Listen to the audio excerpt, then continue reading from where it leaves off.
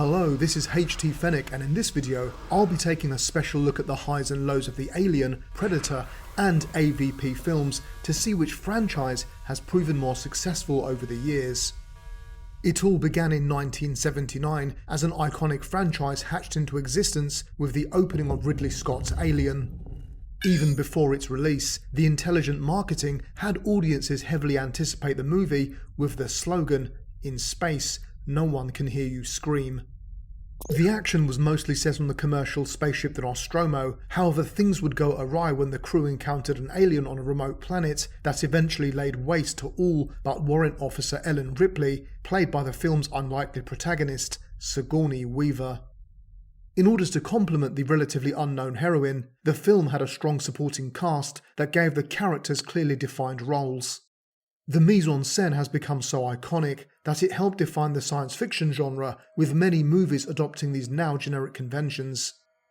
The legendary H.R. Giger masterfully designed the alien planet, a desolate landscape with twisted bony terrains that looked like it had been scavenged by nightmarish creatures.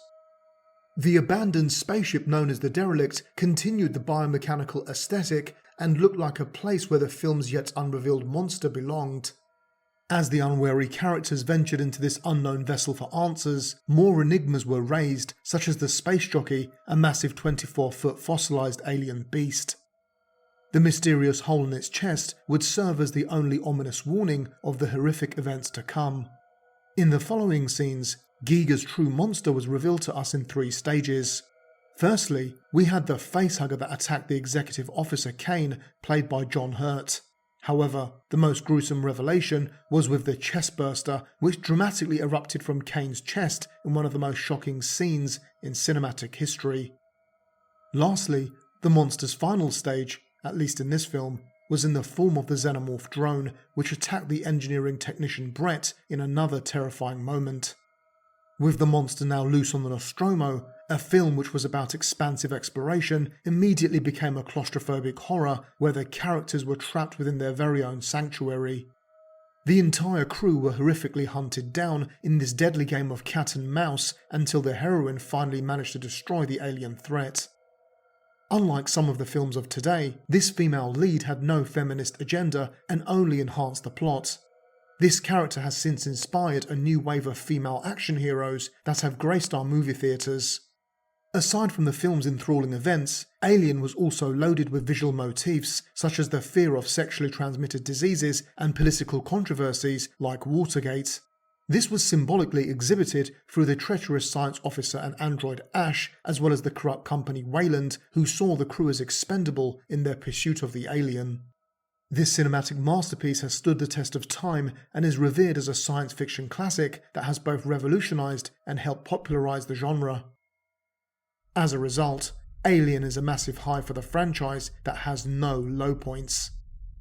In 1986, audiences could finally witness the sequel to the original, simply dubbed Aliens.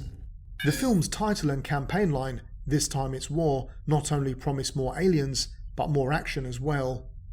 The story follows on from the first, as Ripley is compelled by Weyland-Yutani to return to the site where they originally discovered the ovomorph. This time, Ripley returns with a team of colonial marines to investigate the loss of contact with a colony established there during her hypersleep. The sequel develops the character of Ripley, giving her a daughter who she was forced to abandon in pursuit of her career. Furthermore, Ripley finds herself completely alone as she has outlived her family and blamed for destroying the Nostromo. Again, Ripley is surrounded by a fantastically cast team which include humorous characters like Hudson and badasses like Hicks, who all delivered many quotable lines. The protagonists were all defined further by their uniquely customized costumes, iconic weapons, and vehicles. Despite the firepower on display, the film still managed to terrify audiences with scenes like Newt's parents discovering the derelict. Aliens continued with the claustrophobic maze-like industrial corridors of the first film, combining it with the organic secretions from the monsters to intensify the dread. The xenomorphs were augmented too, with the introduction of the hive-minded warriors who served the most terrifying cast of all, the menacing Queen. By the end of the movie, Ripley would gear up as a classic Reagan-era female Rambo to do battle with this creature in an even more intense version of her first encounter. On this occasion, she would utilise the awesome power loader and the help of the more noble android Bishop, played by the fantastic Lance Henriksen, to defeat the alien threat. The closing scenes would solidify Ripley as an awesome action hero whilst giving her a new family to replace the one she lost. Much like Alien, Aliens would continue the symbolic messages, this time exploring themes around the Vietnam War and AIDS. To validate my positive opinion of this film, it was nominated for several Academy Awards and won Best Visual Effects and Sound Effects Editing, a rarity for a science fiction movie at the time. Aliens is beloved by regular filmgoers and die-hard fans. In fact, some actually prefer the sequel to the original movie, making it another massive high for the franchise. A year after Aliens, we had the first installment in the Predator franchise, which introduced audiences to an intergalactic hunter that arrives on Earth to hunt man. With its concise marketing, it would be easy for audiences to assume that this was another Arnie action movie. However, the cryptic marketing perhaps served to benefit the film's plot twist, which we shall discuss later. Arguably the biggest action star in Hollywood during the 80s, Schwarzenegger's stardom was perhaps enough to draw in the masses and allow the distributor to avoid an elaborate marketing campaign. Despite this, Schwarzenegger was surrounded by a star-studded cast in the form of his rescue team members, who were all well-known tough guys from other movies. Much like in Aliens, each character had a defining character trait that made them instantly recognisable, such as Blaine's hat and minigun. Additionally, the highly quotable one-liners that Arnie was famous for were also present in this film, as well as characters like Hawkins adding to the humour. All of the aforementioned points would make for a great action movie. However, this film offered something more. Audiences were presented with an unusual infrared POV that was both intriguing and unnerving. By 1 hour into the film, it was apparent that an unearthly force had wiped out the majority of this elite team in gruesome fashion. As I mentioned earlier, the film's cryptic marketing benefited the plot twist, which turned this action movie into an action horror. Much like the 3 stages of the Xenomorph, this monster also seemed to be revealed in 3 stages before we saw its final form. We were initially presented with a ghostly figure of the cloaked alien before we saw the technologically advanced reptilian cyborg, then finally we had the revelation of the monstrous beast that stared for our very souls. Stan Winston's fantastic design presented audiences with an iconic monster that now has a cult following. The concept of an alien hunter with superior technology hunting man reversed the roles on mankind, where Earth's deadliest species became nothing more than prey again. However, despite its brutal killing methods, the Predator was not a mindless killer and seemed to have an honour code. Ultimately, it would take Arnie at his typical hypermasculine best in Dutch Schaefer to defeat the alien hunter. He would use his might, ingenuity, and a little bit of luck to finally slay the beast. I have no qualms with this film and appreciate it massively as a piece of fiction. The first entry in the Predator franchise was a massive high point. Perhaps due to the success of the original, audiences were quickly presented with a Predator sequel. However, the film's star in Schwarzenegger would not be returning and would be replaced with a new male lead. This was in Detective Mike Harrigan, played by the brilliant Danny Glover. Despite Glover's strong performance, many filmgoers could not get over the absence of Arnie and were negative towards the film. In fact, Schwarzenegger himself explained that he passed on the film because he did not think that it could work within a city setting. Ultimately, the film received mainly negative reviews by the critics, however that does not tell the full story. Personally, I feel that Predator 2 has far more highs than lows, which is an opinion shared by much of the fanbase. Firstly, the film surrounded Glover with a strong supporting cast, and the late great Bill Paxton, who played Hudson in Aliens, would play another humorous role in Jerry Lambert. Despite what Schwarzenegger felt, I personally loved the city setting for a Predator film, as it gave the movie a very distinct look that is seldom spoken about. Set in what was then the not-too-distant future, Predator 2 adopted a timeless classic look that blended modern weaponry with classically dressed characters against an Art Deco backdrop. Additionally, I felt that the urban setting allowed for a different type of hunter with a tailored hunting strategy. Speaking of which, Stan Winston's creature design would be evolved to complement the landscape as the Predator adopted a more angular bronze aesthetic to blend into the concrete jungle. The Alien's arsenal was also expanded, introducing weapons like the awesome Smart Disc, which it used to continue the graphic violence of the first film. Most importantly, however, was the return of Kevin Peter Hall, who played the original Predator. As we would discover in subsequent sequels, no actor could mirror his masterful movements, which gave the character its unique style of ambulation. Hall would utilise flowing movements, giving the creature grace and agility. Finally, Predator 2 masterfully gave us subtle clues to the mysterious culture of the Yautja.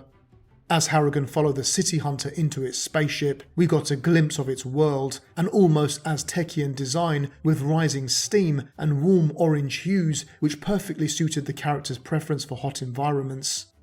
Another Easter egg was the presence of the xenomorph skull within its trophy cabinet, not only linking the films but also showing us fans that the Yautja hunted the aliens. This would inspire a series of comics and other media that would fully embrace the idea of joint universes. However, Predator 2 was a film that kept giving to the fans. Just when you thought Harrigan had defeated the antagonist, we were greeted with a number of other individuals from its species. Just by showing audiences these scenes, we could glean that these hunters belonged to hierarchical tribes that were governed by a clan leader. We would be met by another cryptic message when the Elder gifted Harrigan a flintlock pistol which had the date 1715 inscribed upon it. Again, this would not only connote that these creatures had been hunting man for centuries, but honourably gifted those who defeated their kind with a trophy for their success. Personally, I could not care less what the critics said. Both myself and fans alike believe that Predator 2 was a massive high for the franchise. By 1992, we had the third film in the Alien franchise, which reverted back to the singular alien and tried to bring back the tension and suspense of the original. This film, however, seemed destined for disaster from its inception, as the script had several rewrites and the director was changed. Both fans and regular filmgoers were disappointed with the film, which received many negative reviews. Viewers felt let down by the immediate off-screen deaths of Newton Hicks, however were understandably enraged by the death of Ellen Ripley. The film's slower pace and awful CGI did not help matters, and the lack of any weaponry, which I personally liked, was not an opinion shared by many fans. Although I felt that the lack of munitions intensified the tension, most fans felt that it was a massive come-down from the high-octane action fest that was Aliens. Despite the film's drawbacks, I do feel that there are many positives with Alien 3. Finding herself alone on the prison planet Fiorina 161, Ripley is surrounded by misogynistic murderers and rapists. This setting was visually stunning, a harsh metal concrete brutalist landscape. Furthermore, the film expanded on the idea of the alien adopting its host DNA with the dog alien. This xenomorph cast blended perfectly with the industrial interiors of the penal colony. The rather bronze-looking runner alien could hide under the maze of walkways and piping before ambushing its prey. As a case in point, how can we forget the iconic infirmary attack when the alien comes face to face with Ripley, which inspired so much of the film's marketing? Furthermore, the third film continued the strong motifs and messages with its religious themes and imagery. However, unlike the criticism for Predator 2, I feel like the concerns about Alien 3 were warranted. Ultimately, Fincher could not make the film he wanted, and it suffered as a result. Although I personally like this film, I cannot ignore the opinion of so many who do not. This is the first low point for either franchise. 1997 would see the fourth film in the Alien franchise, titled Alien Resurrection, which opened the door for Ellen Ripley's heavily anticipated return. On this occasion, she is on board the space vessel USM Auriga with a team of military scientists. Resurrection also surrounded Ripley with a solid cast of characters. In this case, we had a team of misfit space pirates who all had unique appearances and iconic weapons that fit brilliantly within the production designer Nigel Phelps' industrial design. The film also continued with a theme of android characters in Call, played by Winona Ryder. Ripley, however, was not the same woman we had all come to know and love. This version of the character was a clone spiced with xenomorph DNA, which was a central theme in the film as it explored the concept of weaponizing the aliens, the dangers of technology, and playing God. This point is elucidated best by one of my favourite moments in the film, the laboratory scene, where Ripley discovers her aborted clones. These nightmarish visions were based on congenital birth defects to show the failed human-alien hybrids as mutated monstrosities. As horrific as these clones were, the film's most terrifying creation was arguably the newborn. This odd-looking hybrid was so unusual that it had very mixed reactions from audiences. Some found it truly horrifying, whilst others found the design goofy. However, the newborn was not the only divisive aspect of this film. Many spectators complained that the film lacked enough horror and was more comic book-like and even comical at times. The acting has been deemed a little over the top at times, and the general tone of the film is perhaps incongruent with the previous movies. Although there are some fans who love this film, I am still ambivalent towards it. The general consensus is that Resurrection is an improvement on Alien 3, but not as successful as the original 2. With all things considered, I feel that this film is more of a low point than a high point in the franchise. In 2004, we finally got the heavily anticipated battle first hinted at in Predator 2. This was of course the cinematic crossover of the two franchises in Alien vs Predator. Despite my 14-year wait, I was massively disappointed by the film, but before I explain why, I will try to discuss some of the aspects that I actually enjoyed.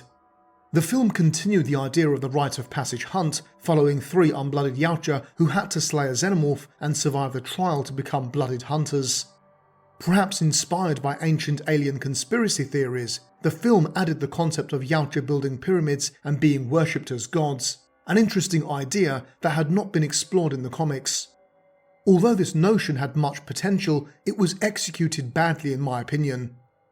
I did enjoy the idea of the whaling station, but we saw very little of this setting, and this was a wasted opportunity.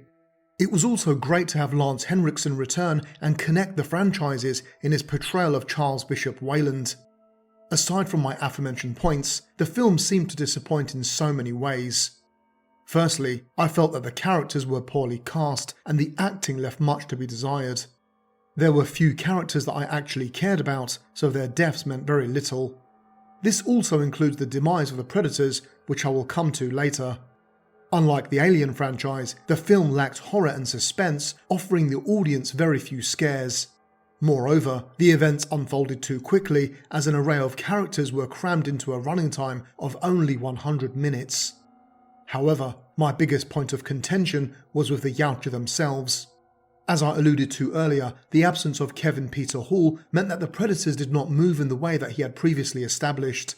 The actors playing the Predators marched like soldiers and did not maneuver like unearthly beings. As a result, they looked exactly like what they were, men in monster suits. Furthermore, the new creature designs deviated from the original, changing the mandibles, the dreadlock appendages, and those all too human-looking eyes. Finally, these Predators all seemed to die far too easily, making the Yautja look weak. I am aware that this film divides the fanbase, however I feel that it is a low point for both franchises. With the disappointment of the first film, 20th Century Fox quickly tried to make amends in 2007 with AVPR. Much like its predecessor, this movie also proved to be a flop with the fans. If the cast of AVP was bad, that of AVPR was considerably worse. To this day, I cannot understand who we were supposed to be rooting for, and I could not have cared less about their deaths. This was made worse by the very ordinary setting, which seemed neither ominous or congruent as a backdrop for the film. The special effects were also questionable, however the main point of contention for critics and audiences alike was the film's lighting. This film was so dark that the action could barely be made out. However, not being able to see some of the scenes may have been a blessing in disguise, particularly when you consider the hospital scene, which in my opinion was in poor taste. In spite of all its flaws, AVPR did give us fans some memorable aspects. Firstly, the Pred alien creature design worked well, however the real star of this film had to be the elite predator wolf. This awe-inspiring character was adorned with some awesome weapons and equipment that helped expand Yautja lore. Additionally, we got a glimpse into Yautja Prime, the Predator's homeworld, which followed the same design language utilised in the spaceship during Predator 2. However, all of this was not enough to save the film, and I can only consider it as another low point that sealed the fate of the crossover. In 2010, the Predator franchise finally got its third film with Predators. This movie saw the Yautja kidnap Earth's deadliest people for the hunt on a game-preserved planet. However, the selected participants in the hunt would not be hunted by regular predators, but by a clan of larger subspecies known as the super predators.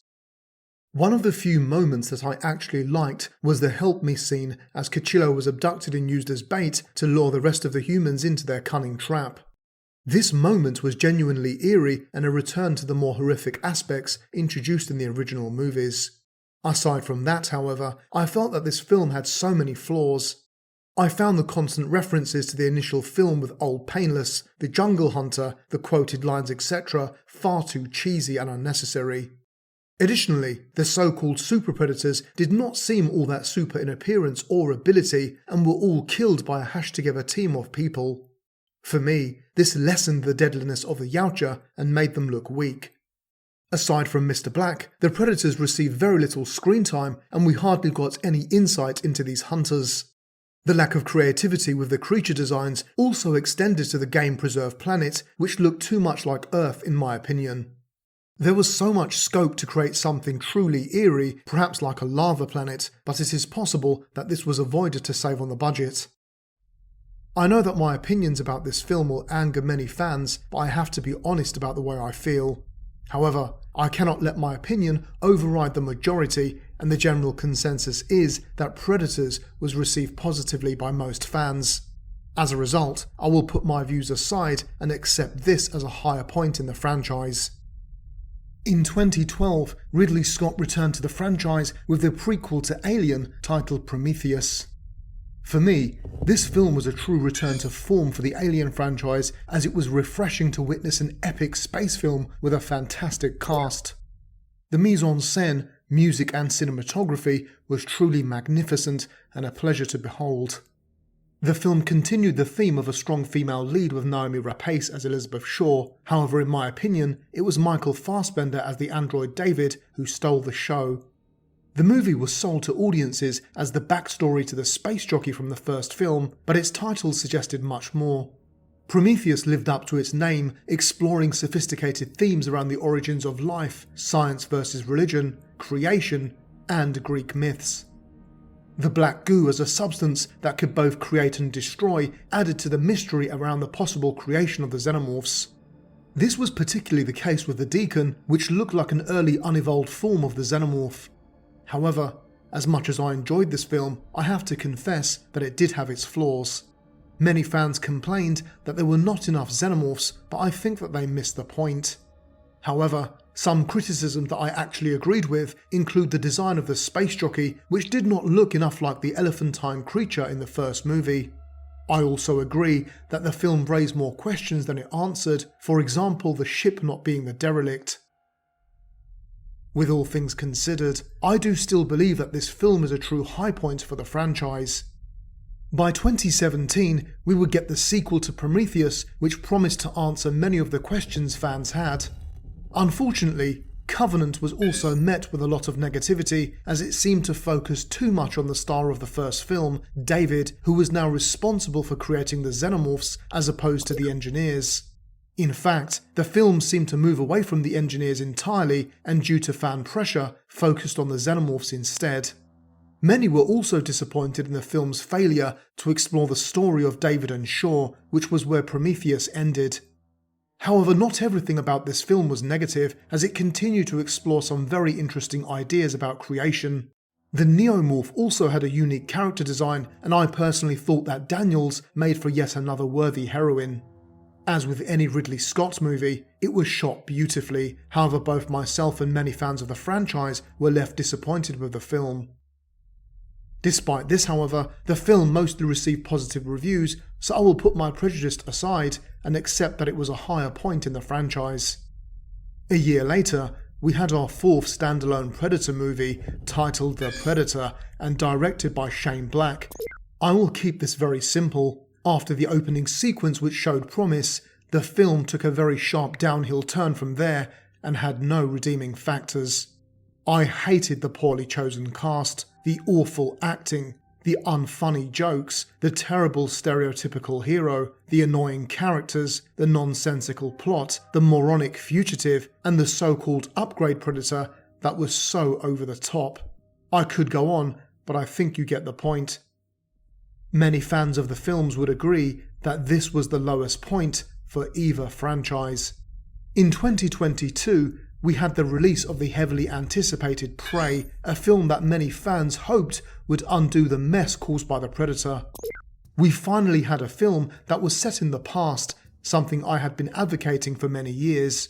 The story was also well written and the film was beautifully shot with some magnificent cinematography. Additionally, Prey adopted an interesting new take on the Predator which gave it more of a horror film appearance. Although the creature design divided the fanbase, most appreciated the primitive aesthetic of the monster. Moreover, Prey seemed to borrow from the Alien franchise as for the first time we had a strong female hero in a Yautja movie. However, this is also where some of the real criticisms for Prey begin, as many spectators including myself felt that Naru was massively overpowered. Although most of us could forgive this, many die-hard fans could not accept how the film retconned previously established Yautja lore. Of course, a film cannot be perfect, and even I have to admit that Prey was a massive improvement on some of the latter Yautja movies. With all things considered, this is another high point for the franchise. After exploring all the films, I will now remove all the low points from the board to see which franchise has the advantage. Although I feel that the Alien series has produced the superior films, the board suggests that they are tied with 4 high points each. Now before anyone says it, yes, I am aware that this is not how chess works, but please bear with me so I can illustrate my point in this visual metaphor. Finally, with Alien Romulus due this year and the sequel to Prey Badlands in the works, it is obvious that this battle will continue. It will be interesting to see if either can score a checkmate on the other. Please let me know which films from each franchise were high and low points for you in the comment section. Have I been too complimentary with some of these films whilst being too harsh on others? Please list your thoughts and opinions, and I hope to see you again in future uploads. Take care.